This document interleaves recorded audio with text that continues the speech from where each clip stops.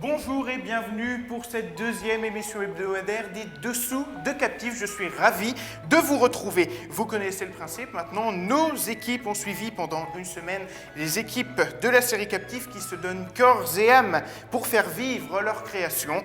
Nous sommes ensemble pour un peu moins d'un quart d'heure pour vivre les coulisses de l'intérieur comme si vous y étiez. Et au programme, il y aura du lourd, si on peut dire, comme avec aujourd'hui ce problème de double qui ne facilite vraiment pas le jeu des acteurs ni des caméramans. Doris Texier fera le point. Quentin Guéval, quant à lui, s'est penché sur un aspect qu'on a tendance à oublier. Il s'agit de la maquilleuse. Il nous fera un portrait complet sur elle. Et comme pour chaque émission, le supplément avec les faits marquants des tournages de cette semaine, avec cette semaine une histoire de roue, on ne vous en dit pas plus. Bienvenue dans les Dessous de Captif.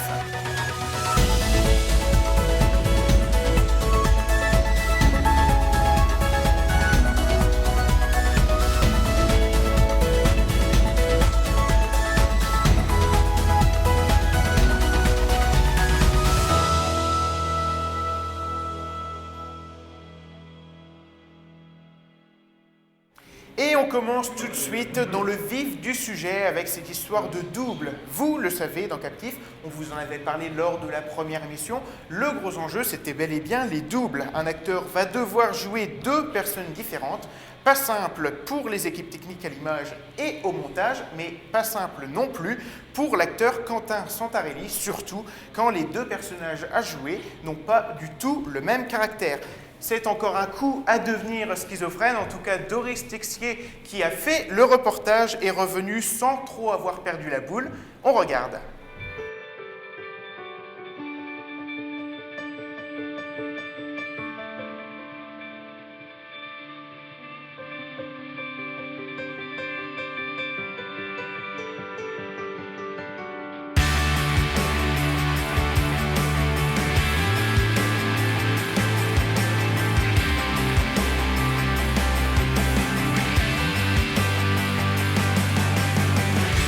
Après mon bac, je suis monté directement sur Paris pour intégrer les cours Florent.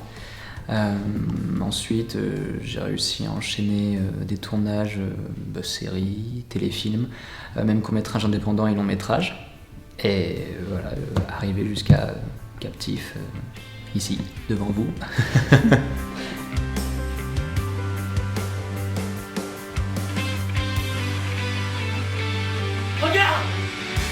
Les deux personnages de Nathan et de Tom, regardez simplement séparément, ce sont des personnages super intéressants au niveau des propositions de jeu qu'on peut faire. Chacun a son univers, et moi ça m'intéressait à fond, quoi. Même toute l'ambiance de Captif m'a tiré.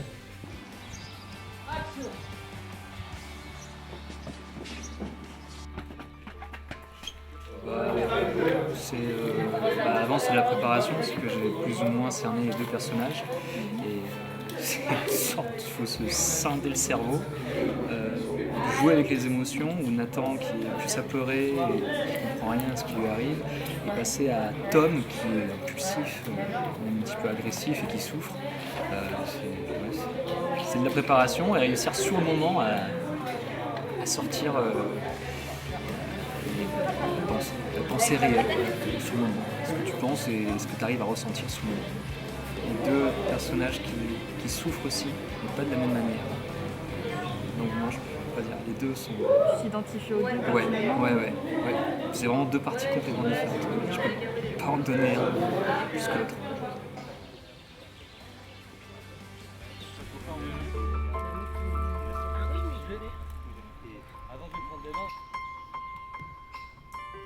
Crop, c'est simple, c'est une technique dans le montage où il suffit de couper l'image en deux afin de dupliquer à l'infini des morceaux d'image.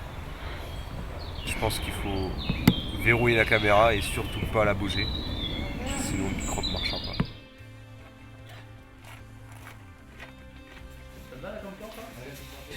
pas. C'est pro et tout le monde veut faire du bon boulot. Comme moi aussi, justement, comme je disais, pour respect pour tout le monde, je travaille pour donner le maximum de moi pour qu'il y ait un super rendu.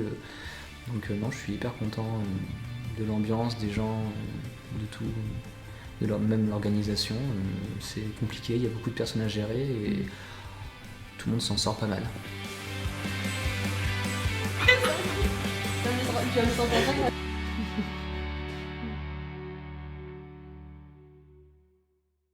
En tout cas, l'enjeu est énorme et on a hâte de voir ce que ça va donner.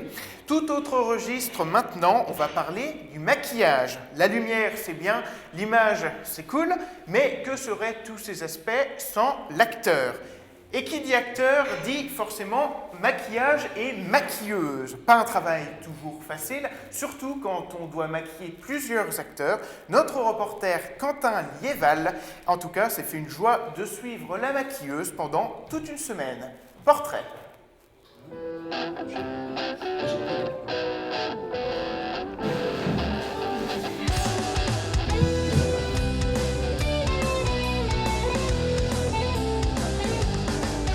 Ce qui m'intéresse dans le projet, c'est le fait que ce soit un projet de longue durée.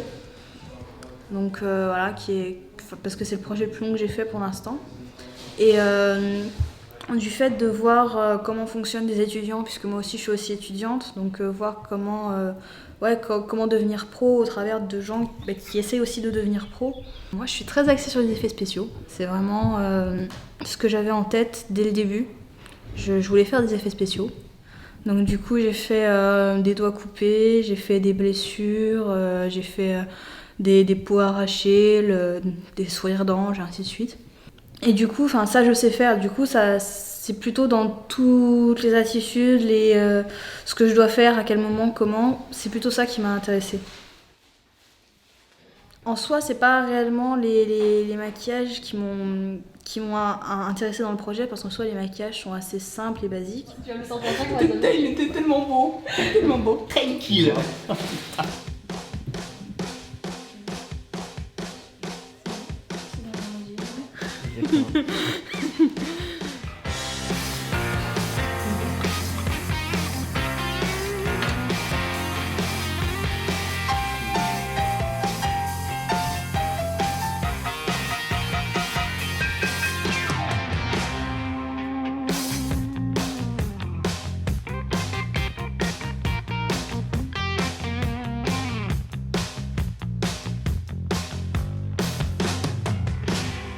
Il n'y a pas réellement de personnage que je peux montrer par le biais du maquillage. Du coup, c'est Quentin qui, le premier jour où il n'y avait pas de maquilleuse, m'a dit oui, à l'écran, je parais vachement blafard. Du coup, est-ce que tu pourrais pas faire un teint un peu plus chaud ? Du coup, j'ai fait un teint un peu plus chaud pour pas qu'il ait l'air malade à l'écran. Ça sert à du coup unifier le teint si jamais il y a des petites différences de colorimétrie, s'il y a des petits bobos pour les atténuer et les masquer. Et après, en soi, après la poudre, c'est pour pas qu'il brille à l'écran. Mais par exemple, pour le rôle de Patricia, elle a un personnage assez dur, assez froid, et en même temps très féminine. Donc du coup, j'ai utilisé un teint pas trop chaud, plutôt dans sa teinte de peau. J'ai fait les yeux assez légers, et par contre, j'ai vraiment marqué la bouche de manière à ce que ça fasse quand même... un peu sexy, séductrice et en même temps femme de pouvoir.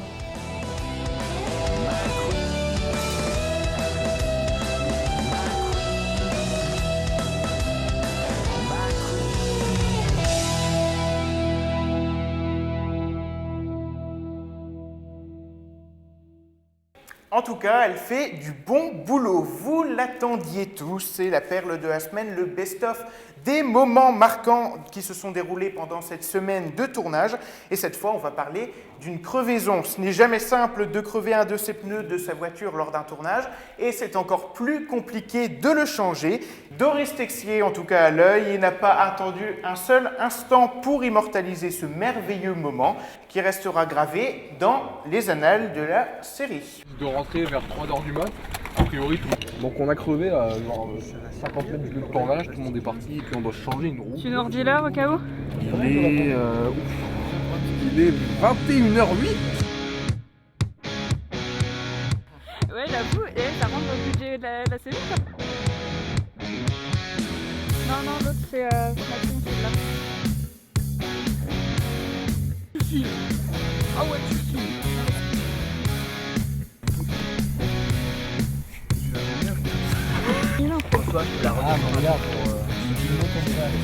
Ah mais oui, c'est vrai. Changement de plan de travail. L'acteur peut se préparer. C'est la tournée demain. Est-ce que Mathieu a les versions définitives des 2 épisodes? Donc je réponds par non et non. On n'en voit pas le 4 pour le moment. 4 heures. Pas dépasser 4 heures. C'est marqué. Ah oui, 80 km. alors. C'est pour soufflure. Pourquoi il y a. C'est un truc qu'on a mal, c'est parce que c'est pas gonflé. Le pneu est pas gonflé? Non, il est pas gonflé. Bah. Assez gonflé. Ah oui, effectivement. Bah, il y a le clé qui porte encore.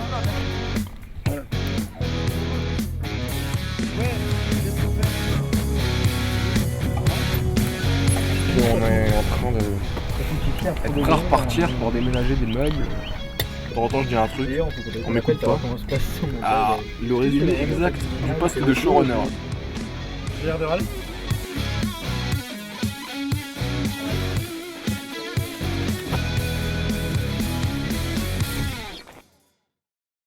C'est la fin de votre émission. On se retrouve la semaine prochaine pour la 3e semaine des tournages avec au programme des anecdotes, des surprises et également des découvertes. Quant à nous, vous pouvez nous rejoindre sur la chaîne YouTube de 3IS et également sur la page Facebook Les Dessous de Captifs où vous êtes de plus en plus nombreux à nous rejoindre. Merci et à la semaine prochaine.